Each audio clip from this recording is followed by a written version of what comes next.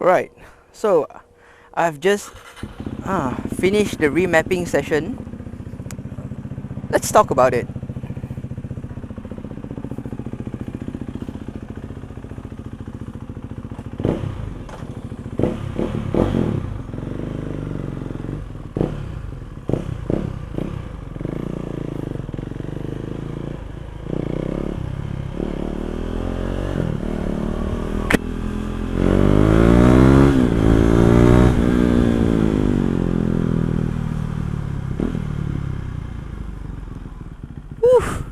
What a sound. Hello friends, so I've been riding for a few hours now. Just now I did my ECU Reflash. Yeah, so let's talk about it. Back then I was actually quite confused about ECU Reflash and ECU Remap. And then there's one thing called ECU Tuning. So here's what I've learned over the years, and also I've asked and consulted my service center mechanic and also doing my research. So here's what I come up with. Right, so what I did was a reflash, and let's start off with the reflash first, okay? Right, this Duke 390, as we know, it comes out from the factory, it is quite lean. So yeah, let's give it a percentage. We put it 0 to 100%. 50% is the optimal FU ratio mix. The perfect mix is, let's say, 50%. And the Duke 390 comes out from the factory, it has 40% of FU ratio. Right now, I've taken out my stock exhaust and it becomes leaner, right? The FU ratio. Stock exhaust out, slip-on goes in, bigger hole, air flows out faster and easier, and then it makes the engine a bit leaner, right? To maybe 35% the FU ratio. Okay? So what does an ECU Reflash does is it resets the ECU. It tells the ECU, hey, you gotta check your fuel table, okay? The bike from stock is 40% FU ratio. You need to get it back to 40%. So what did my service center did was, he plugged in the diagnostic tool, I believe it's called Ecu, and then it tells the ECU that, hey, you need to reread your FU ratio to 40%, let's say. And then after that is done, the bike will be idling for 15 minutes for the ECU to read and to know what's going on and how to, you know, stabilize the FU ratio again. That is pretty much about ECU Reflash as of what I've known. So that's the most basic part of tuning the FU ratio. It's almost like an auto-tune kind of thing. You tell the ECU to go back to 40%, and then this is what it does. Let's say if you are going for a full system and then an open air box lid, or you change the air filter, things like that, that's major changes, right? An ECU Reflash can only do so much. That is quite a big changes, so it's not gonna work. Basic stuff like just a slip-on change, it's fine, okay?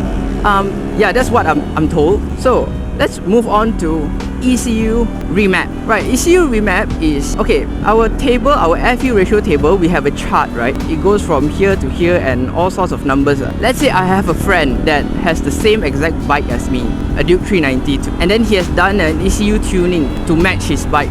Let's say right now, I'm fully stock and I want to have exactly the same mods that he did.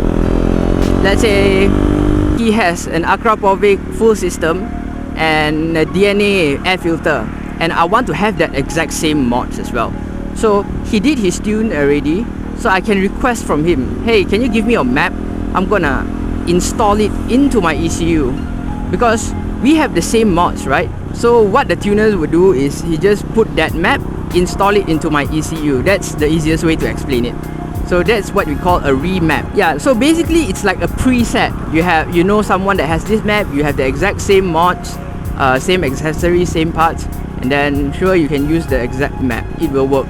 That's what we call a remap. Let's go to ECU tuning. So this gets a bit complicated.